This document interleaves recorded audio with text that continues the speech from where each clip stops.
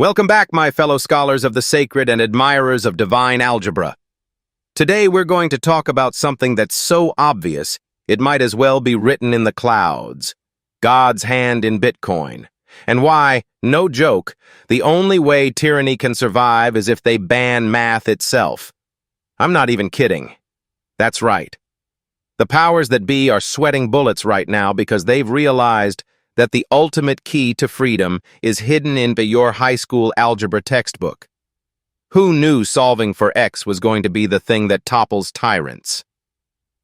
Now, before we dive into why math is apparently God's chosen weapon against financial tyranny, let's get real for a moment. Let's talk about Providence.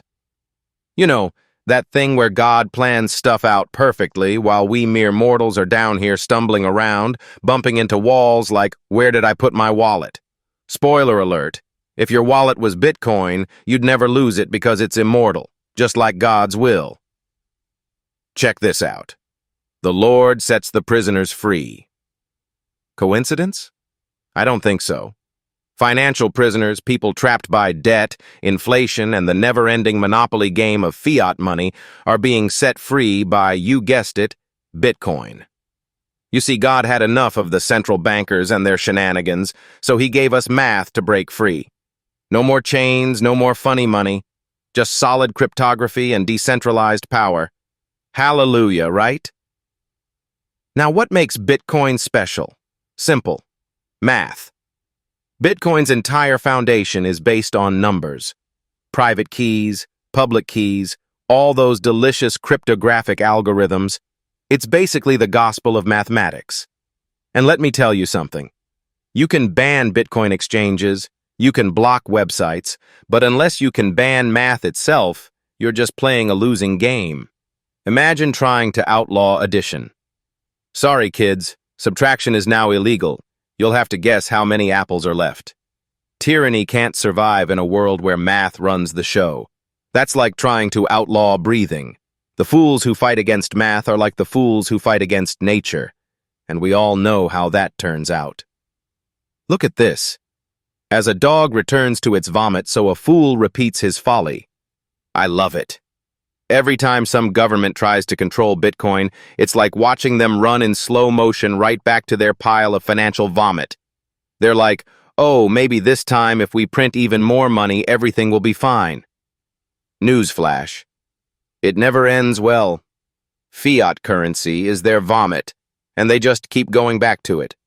Meanwhile, Bitcoin is over here sitting on a throne of unbreakable math like, you do you, but I'll be over here not losing value by the minute. Ah, and here we go. By wisdom the Lord laid the earth's foundations. By understanding he set the heavens in place. Translation. God is the original mathematician. He's out there calculating the orbits of planets, setting gravity to just the right amount, and probably laughing at us for taking so long to figure out Bitcoin. Math is woven into the fabric of the universe. And Bitcoin? Well, that's basically the financial version of gravity. Immutable, unchangeable, and the more you fight against it, the harder you fall. It's like watching someone try to argue with a brick wall. Spoiler, the wall doesn't care. That's exactly what's happening every time someone says they're going to ban Bitcoin. What they're really saying is, I'm going to ban math. And that, my friends, is hilarious. God's up there shaking his head like, good luck with that, buddy. Now, let's talk about how easy it is to create a Bitcoin wallet. Get this. You can do it with just a pen and paper. Yeah, that's right. You don't even need a computer. Write down a bunch of numbers and boom, you've got a Bitcoin wallet. Try banning that. Are governments going to outlaw pens now? Sorry, we've had a sudden shortage of pencils because they've been classified as financial weapons. Hey kids, no more using pencils in school. Too much economic freedom. Tyranny only survives by making everything complicated and controlling the system. But with Bitcoin, you can literally bypass the whole thing with math. It's brilliant, it's Providence, and it's hilarious how little the tyrants can do about it. All right, now let's get real about something that's coming faster than you think. Bitcoin eating up the US dollar on a scale that's going to make the housing market look like child's play. Look, People aren't stupid. When better money enters the market, they trade their crap money for it. And that's exactly what the dollar is. Crap money. It's backed by nothing, inflated to infinity, and every time the Fed hits that print button, you can feel your purchasing power melting away like butter on a hot sidewalk. Meanwhile, Bitcoin is just sitting there like, I have 21 million and that's it. Hard money, baby. And guess what happens when hard money meets soft money? People flood into the hard money. It's simple. Nobody wants to hold on to their monopoly dollars when Bitcoin's on the rise. You're not going to be the guy sitting on a pile of toilet paper cash while everyone else is securing their future in decentralized, incorruptible, math-backed currency. Look, real estate prices have skyrocketed against the dollar over the years, and that's with the government doing everything in its power to prop the dollar up. But Bitcoin is going to dwarf that. Housing prices going up? Pfft, that's nothing compared to how Bitcoin is about to swallow the dollar whole.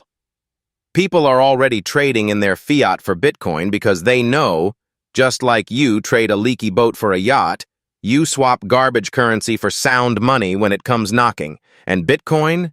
That's the soundest money there is. So buckle up because the great exchange is coming. People are going to offload their dollars faster than you can say Federal Reserve, and Bitcoin is going to make the housing market's rise look like a little hiccup. That's right. Fiat's days are numbered, folks. And guess who's counting those days? Math. Math isn't going anywhere, and neither is Bitcoin. Good luck, tyrants. We'll be here calculating our freedom.